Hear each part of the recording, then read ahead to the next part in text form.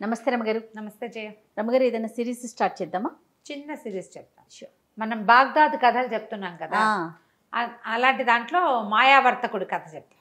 Okay. ఈ Baghdad నగరంలో మారూఫ్ అని ఒక అబ్బాయి ఉండేవాడు.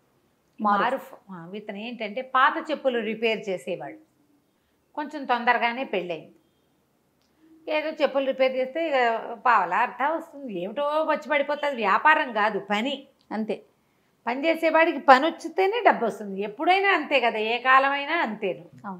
సరే, ఏదో అట్ట పని చేసుకునేవాడు. పెళ్ళయింది ఇతనికి. అమ్మాయి పేరు ఫాతిమా. గంప గయ్యాళి, మామూలుది కాదు. డబ్బులు తెచ్చినా తిట్టేది, తేకపోయినా తిట్టేది. ఇంతే తెచ్చామని తిట్టేది, తేకపోతే అసలు రాలేదని తిట్టేది. కొంతమంది ఉంటారు, ఇప్పుడు కూడా ఉన్నారు. అయితే ఇతనికి ఏంటంటే కొంచెం పరువుగా బతకాలన్న కోరిక ఈ మారూఫ్కి. తెచ్చుకున్న పావలో అర్థో మన తిండికి చాలు, గొడవ పడకూడదు, తగాదా పడకూడదు, వీళ్ళు కొట్టుకుంటున్నారు అని చుట్టుపక్కల వాళ్ళు చెప్పుకోకూడదు. కానీ అలాంటి ఆశ ఏనాడు నెరవేరనిచ్చేది కాదు వాళ్ళ ఆవిడ, ఒప్పుకునేదే కాదు.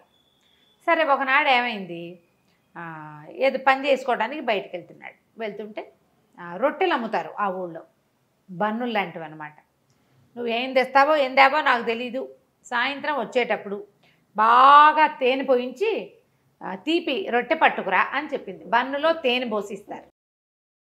సరే అని వెళ్ళాడు. వాడి కర్మం ఏమిటో, పొద్దున్న నుంచి సాయంత్రం వరకు రూపాయి 10 పావలా కూడా రాలేదు. రూపాయి అనకూడదు, 10 పైసలు కూడా రాలేదు.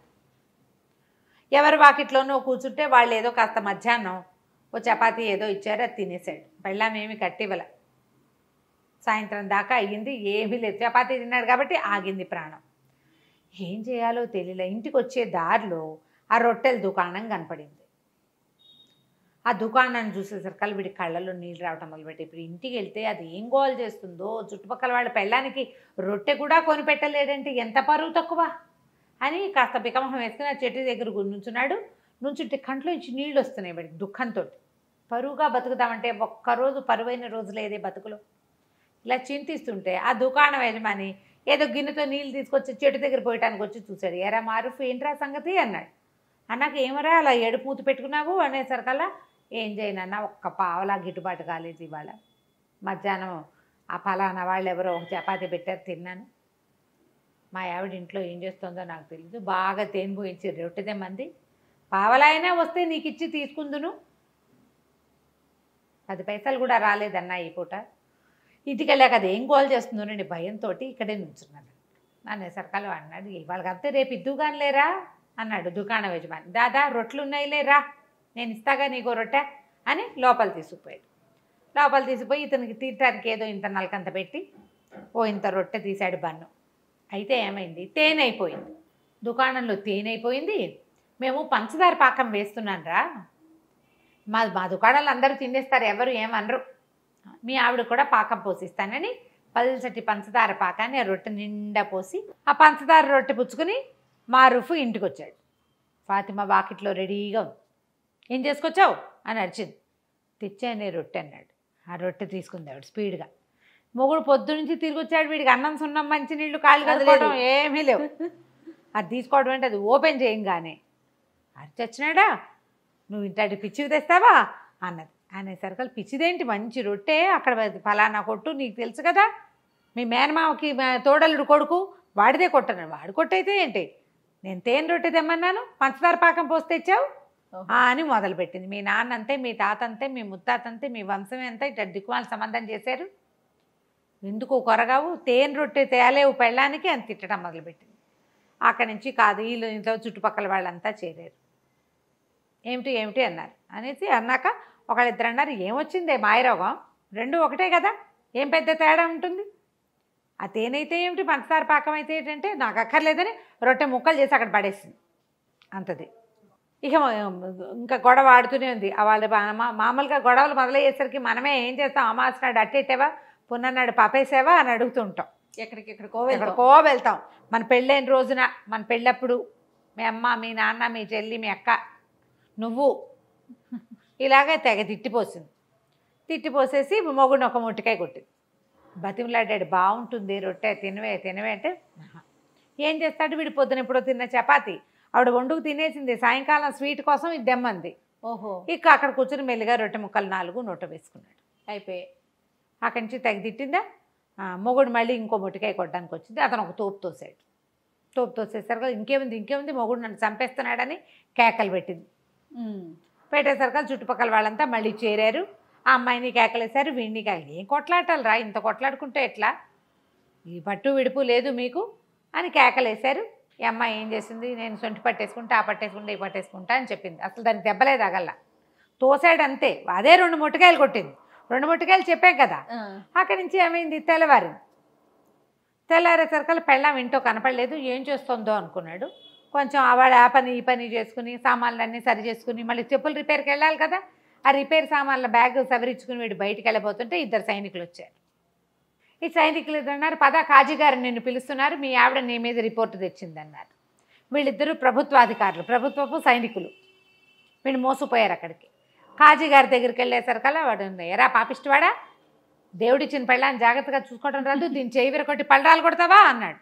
వీడు నిర్ఘాంతపోయాడు. నేను చేయి విరగొట్టడం ఏమిటండి, నేనేమీ చేయలేదు అమ్మాయిని, నేను అసలు కొట్టలేదు, అదే నన్ను కొట్టింది, నేను తోసాను అంతే, వెనక్కి గోడకి జారపడింది, నేను ఒక్క దెబ్బ కూడా కొట్టలేదండి, నేను నిన్న జరిగిన కథ అంతా చెప్పాడు. ఆ అమ్మాయి చేతికి ఒక కట్టు కట్టుకుని ఇట్లా పెట్టుకుని మూతికి ఇక్కడ ఏదో ఎర్రగా ఉంది, రక్తం నేతురు వచ్చేలాగా కొట్టాడు, వీడు అంతు తేల్చమని కాజీ దగ్గరికి వచ్చింది. అక్కడి నుంచి ఆయన 4-5 ప్రశ్నలు వేశాడు. వీడు అన్నాడు, ఫలానా రోడ్డు మీద ఫలానా కొట్టువాడు ఉంటాడు, మా వాకిలు ఎదురుగుండానే ఉంటాడు, కావాలంటే వాడిని కేకేయమంటే వాడు ఆధారనే పోతున్నాడు. సైనికులు బయటకు చూసరికి ఏమండి మీరు చెప్పిన వాడు వస్తున్నాడండి అనేసరికి సుల్తానో వాడి ఏదో పేరు ఆ వాడిని పిలిచారు లోపలికి. పిలిస్తే వీళ్ళేం కొట్టుకోలేదండి, తేనెరెట్టు కోసం గోల్ చేసింది అమ్మాయి, అదే వీడిని కొట్టింది అనేసరికల్లా అక్కడి నుంచి కేకలేసాడు అమ్మాయిని కాజీ. ఏమిటమ్మా, పెళ్ళిని నిలబెట్టుకోవాలి, ఇట్లా చేయకూడదు, నీకు మొగుడు సరిగ్గా సంపాదించట్లేదని కోపం ఉందనుకో, దానికి ఇదే మార్గం, ఇట్లా కాదు, కొట్లాడుకోకండి, పొండి అని పంపించేసాడు. ఆ అమ్మాయి కాస్త వెళ్ళిపోయింది ఫాతిమా. ఈ మారూఫ్ బయటికి వెళ్ళంగానే ఆ సైనికులు ఇద్దరు ఇతని వెనకాల, నీకు బందోబస్తుకు వచ్చాం కదా, మాకేమైనా ఇవ్వమంటారు. పోలీస్ స్టేషన్లలో జరిగే కథ అప్పుడు ఉండేది పాపం. మరి నీకోసం మా సర్వీస్ ఇచ్చాం కదా అనేసరికల్లా ఇంకేం చేస్తారు. వీడు ఏమైంది అటు ఇటు చూశాడు. అతను పొద్దున పూట వచ్చేటప్పుడు ఏవో సామాన్లు అవి పట్టుకొచ్చుకున్నాడు కదా, ఆ సామాన్లలో ఒక పావలా బెళ్ళదు. ఆ పావలా చేతిలో పెట్టాడు. అన్నాడు, నన్ను వదిలేయండి, నా దగ్గర ఇంకేమీ లేదన్నాడు. తన ఇంటి వైపుకి నడిచి వెళ్ళాడు. ఈ లోపల ఎవరో చెప్పులు రిపేర్ అనేసరికల్లా అటువైపు వెళ్ళేసరికి మళ్ళీ 2 సైనికులు వచ్చారు. ఇంకో కాజీ గారి దగ్గరికి వెళ్ళింది అమ్మాయి. ఇంకో కాజీ దగ్గరికి వెళ్ళేసరికల్లా మళ్ళీ ఇంకో కాజీ గారి దగ్గర ఆయన పత్రం ఇచ్చాడండి అన్నా కూడా సైనికులు ఒప్పుకోవాలి. అట్లా కాదు, నువ్వు కాజీ గారి దగ్గరికి వచ్చి చెప్పు. ఈ అమ్మాయి చేసి తూర్పు వైపు కాజీ దగ్గరికి ముందు వెళ్ళింది, పడమటి వైపు కాజీకి దగ్గరికి మధ్య. వీడిని ఎలాగైనా జైల్లో పెట్టాలి, మొగుడిని తన్నించాలి. కొంతమంది అలా ఉంటారు, తనకేం ఉపయోగపట్టలేదు కాబట్టి వాడిని చావగొట్టాలి, వాడి బుద్ధి రావాలి, వాడిని జైల్లో పడేయాలి. అప్పుడు కానీ వాడికి వాళ్ళ అమ్మాయి వాడిని కన్నా అమ్మా నాన్నకి బుద్ధి రాదు, పిచ్చి ధోరణి ఉంటుంది. అవునవును. అక్కడికి వెళ్ళేసరికల్లా ఆ కాజీ గారు అన్నాడు, అదేమిటి ఏం జరిగిందంటే, అయ్యా ఇట్లా కాదండి, ఏమీ జరగలేదు, మా అమ్మాయి ఆవిడ జూటా ఇల్జాములు తీసుకొస్తుంది అంతే, ఇది అబద్ధము. పొద్దుటి కాజీ గారు ఇచ్చిన కాగితం ఇదిగోండని కాగితం చూపించాడు. ఆ కాగితం చూసేసరికల్లా ఆ అమ్మాయి కేకలేశాడు ఆయన. ఆ అమ్మాయి అక్కడి నుంచి కూడా వెళ్ళిపోయింది. ఈ సైనికులు మళ్ళీ 2 సైనికులు ఉన్నారు కదా, మాకేదైనా ఇవ్వమన్నారు. ఏమి ఇస్తాడు, తన దగ్గర చెప్పులు పని చేసే సామాన్లు తప్పిస్తే ఏమీ లేవు. సరే అక్కడ ఏదో ఇనుప సామాన్లు కొట్టుంటే ఈ చెప్పులు బాగు చేసే 2 వస్తువులు అక్కడ అమ్మేసి తాకట్టు పెడితే ఏం రాదు. అవి వచ్చిన పావలా చెరుకో పావలా ఇచ్చాడు. చీచి అనుకున్నాడు, నా బతుకు దిక్కుమాలి బతుకు, ఇక నేను ఇంటికి వెళ్ళాం అని చెప్పేసి అలా నడుచుకుంటూ వెళ్ళిపోయాడు. నడవగా ఎక్కడో నీరసం వచ్చాక ఓ చోట కూలబడ్డాడు. అక్కడ ఒక పురాతన పాడుబడిపోయిన ఇల్లు ఒకటి. ఆ ఇంటి దగ్గర కూర్చున్నాడు. అక్కడి నుంచి వాడికి తన జీవితం ఆలోచించుకుంటుంటే ఎంత దుఃఖం వచ్చిందో. నన్ను పొద్దున్న సైనికులు తీసుకెళ్లారు, చుట్టుపక్కల అందరూ చూసారా, ఏం పరువు ఉంది నాకు. కాజీ ఇంట్లోకి వెళ్తాం, ఆ కాజీ ఇంటి చుట్టుపక్కల వాళ్ళంతా చూసారా, అక్కడ కూడా నేను కాజీ ఇళ్ళు పుచ్చుకు తిరుగుతానంటే ఏదో వ్యాజ్యానికి వచ్చాననే కదా చెప్పుకుంటారు. 2 చోట్ల పరుగు పోయింది తెల్లవారి పొద్దున్నే. పోనీ అక్కడి నుంచి యువతలకు వచ్చి ఎక్కడో పని చేసుకుంటుంటే మళ్ళీ అక్కడికి 2 సైనికులు వచ్చారు. మళ్ళీ ఈసారి తూర్పు కాజీ అయ్యాక పడమటి కాజీ దగ్గరికి వెళ్ళా. పని చేసుకునే చోట పరుగు పోయింది, కాజీ గారి ఇంటి దగ్గర పరుగు పోయింది. పరువుగా బతకడానికి అవకాశం ఇవ్వట్లేదే ప్రభువు మనకి, అలా అవకాశం ఇవ్వట్లేదని పెద్ద పెట్టున ఏడవటం మొదలుపెట్టాడు. ఏడుస్తుండే సరకాల ఒక భారీ కాయంతో ఉన్న ఒకడు వచ్చాడు. ఎవరినైనా ఎందుకు నాయనా ఏడుస్తున్నావు అంటే, నేనేం చెప్పను, నువ్వెవరు అన్నాడు. నేను ఎప్పుడో 300 ఏళ్ల క్రితం చచ్చిపోయా. ఈ ఇల్లు నాది. అప్పుడు 300 ఏళ్ల క్రితం ఆ ఇంటి మీద ఆశ చావక నేను ఇక్కడే బతుకుతున్నా. ఇల్లు పాడుపడిపోయింది క్రమంగా. నేను ఇక్కడే ఉంటా. ఎవ్వరూ ఇక్కడికి వచ్చి ఏడ్చినవాడు, అడిగినవాడు, పెట్టినవాడు లేడు. అంటే నీకు ఈ చెప్పుకుని ఏం ఇది ఉపయోగం, ఆరుస్తావా తీరుస్తావంటే ఆర్చగలను, తీర్చగలను, నీకేం కావాలో చెప్పు అంటే, ఎక్కడికైనా సరే నేను హాయిగా బతకడానికి ఒక ప్రదేశం కావాలి, నాకు పరువుగా బతకాలి, నేను ఎక్కడికైనా తీసుకెళ్ళి అంటే నగరంలో దింపుతానన్నాడు. బాగ్దాద్ వద్దు, బాగ్దాద్ నగరంలో తూర్పున నా పరువు పోయింది, పడమట్న నా పరువు పోయింది, నేను బతకలేను అంటే ఆయన ఏమన్నాడు, సరే నా వీటి మీద కూర్చో, నిన్ను నేను తీసుకెళ్తానని చెప్పేసి తీసుకెళ్ళిపోయాడు. ఎక్కడికో తీసుకెళ్ళి ఒక ఊళ్ళో వదిలిపెట్టాడు. తెల్లవారేసరికి అక్కడ ప్రత్యక్షం అయిపోయాడు. రాత్రి ఎక్కాడు, తెల్లారేసరికి ప్రత్యక్షం అయిపోయాడు. ఆ భూతం కాస్త వెళ్ళిపోయింది అవతలకి. వీడు ఆ నగరంలో చూస్తే వాళ్ళు ఎవ్వరూ మనలాంటి బట్టల వాళ్ళు కాదు, మనలాంటి వ్యవహారం కాదు, అదేదో వేరే ప్లేసు. సరే వీడు నడవటం మొదలుపెట్టాడు. వారా వీరా అందరూ అడుగుతున్నారు, ఏ ఊరు, నువ్వేం వ్యాపారం చేస్తావు, నీకేమొచ్చు, నీకేం చేస్తావు, అది ఇది, మీదే ఊరు అంటే ఇతను ఏం చెప్పాడు, బాగ్దాద్ అని చెప్పాడు. బాగ్దాద్ నుంచి ఎప్పుడు బయలుదేరావు అని అడిగారు. అడిగితే నిన్న రాత్రే అన్నాడు. అనగానే పక్క నవ్వారు. ఏమిటి బాగ్దాద్ ఇక్కడికి ఎంత దూరమో తెలుసా, బళ్ళ మీద వచ్చినా ఏడాది పడుతుంది. ఇక్కడి నుంచి వ్యాపారానికి వెళ్ళే వాళ్ళు ఉంటారు, సంవత్సరం పడుతుంది అక్కడికి వెళ్ళటానికి. రాత్రికి రాత్రే ఎలా వస్తావు, మతిగాని పోయిందా నీకు, పిచ్చివాడని అందరు నవ్వుతున్నారు. అయితే ఆ సమయంలో ఒక ఆయన అక్కడికి వచ్చాడు, ఒక వ్యాపారస్తుడు. చూసి ఎవరు ఏమిటి అని అడిగి మిగిలిన వాళ్ళందరినీ కేకలేసాడు. ఏంటి పై ఊరు నుంచి ఎవడో వస్తే ఆయన ఏం నిద్ర సరిగ్గా లేదో, అందుకని ఏదో తిరుపరుపుగా చెప్తున్నాడు, నేను మాట్లాడతాను, మీరంతా పొండి అని అందరినీ కేకలేసి అతన్ని తీసుకొచ్చాడు. తనతో పాటు ఓ సావడి లాంటి చోట కూర్చోబెట్టాడు. ఆ చావట్లో భోజనశాల ఒకటి ఉంది వెనకాల. వాళ్ళని కేకేస్తే వాళ్ళు వేడి తేనీరు 2 రొట్టెలు పట్టుకొచ్చారు. చేరుకో 2 రొట్టెలు తిన్నారు, టీ తాగారు. టీ తాగాక అతను అడిగాడు, ఏ ఊరు మీది, ఎవరు ఏమిటి అంటే, బాగ్దాద్ నగరం, ఇట్లా పరుగు పోయిందని నేను ఊరు నగరపు చివరిలో శివార్లలో ఉన్న ఒక పాతింట్లో పడుకుని ఏడుస్తుంటే ఓ భూతం నన్ను ఇక్కడ దింపిందంటే ఆయన ఆశ్చర్యపోయాడు. అవునా అనేసి, బాగ్దాద్ నగరంలో మీది ఏ ఊరు, ఏ ప్లేసు అన్నాడు. ఎర్రవీధి అంటారు దాన్ని, లాల్ బజార్ అనమాట. ఎర్రవీధి అండి అంటే ఆ ఎర్రవీధిలో ఎన్నో ఇల్లు మీద అన్నాడు, ఫలానా ఇల్లు అన్నాడు. అక్కడక అత్తర్ సాహిబ్ ఒక ఆయన ఉండాలి కదా, అత్తర్ల వ్యాపారం చేసేవాడు ఆయన ఉన్నాడా అన్నాడు. ఉన్నాడు. ఎంతమంది పిల్లలు, ఆయనకు 3 కొడుకులు. ఏం చేస్తున్నారు అన్నాడు. పెద్ద అతనేమో మదరసాలో టీచరు, రెండో అతను దర్జీ, మూడో వాడు చిన్నప్పుడే లేచకపోయాడు, చిన్నప్పుడే వెళ్ళిపోయాడు. నా వయసు వాడే, కాస్త 1-2 ఏళ్ళు పెద్దవాడు. మేమిద్దరం చిన్నప్పుడు కలిసి ఆడుకునే వాళ్ళం. వాళ్ళ ఇంట్లో నుంచి అత్తర్ సీసాలు తెచ్చి ఇచ్చేవాడు మా ఇంటికి. మా ఇంట్లో వాడిచ్చిన అత్తర్ సీసా ఇంకా నా దగ్గర ఉంది. వాడు చాలా మంచివాడు, నా చిన్నప్పటి స్నేహితుడు. అంటే వాడు బాగా నడిచాడు ఆ వ్యాపారస్తుడు. నేనేరా నాయన ఆలీ వాడి పేరు, నేనే ఆలీని. నేను చాలా కష్టాలు పడ్డాను. మా చిన్నప్పుడు వాళ్ళ నాన్న కొడితే ఇంట్లో నుంచి లేచక్కపోయాడు. ఆ లేచక్కపోయిన వాడు అలా తిరుగుతూ ఈ నగరానికి చేరి ఇక్కడ ఉండిపోయాను, ఇక్కడ స్థిరపడ్డాను, వ్యాపారం చేసుకుంటున్నాను, నువ్వు ఒక పంచి. ఇక్కడ ఏంటంటే ఇదంతా వ్యాపారస్తుల కోడళ్ళు ఇవి, ఇక్కడంతా వ్యాపారస్తుల పేరు గొప్పే నడుస్తుంది. నేను నీకు ఒక కంచరగాడిదని ఇస్తా, డబ్బులు ఇస్తా, వ్యాపారస్తుడు అన్న సినిమా ఇవ్వాలి వీళ్ళకి. నువ్వు ఎవ్వరేది అడిగినా సరే మా దగ్గర ఉన్నాయి, బిడార్లో వస్తుందని చెప్పు, దానం చేయి ప్రతి వాళ్ళకి, సరేనా అన్నాడు. సరే అన్నాడు. వీడు చక్కగా ఆ పంచలో పడుకుని నిద్రపోతే తెల్లవారేసరికల్లా ఆ ఆలీ ఏం చేశాడు, ఓ 1000 దినారాలు ఒక కంచరగాడిదని పంపించాడు.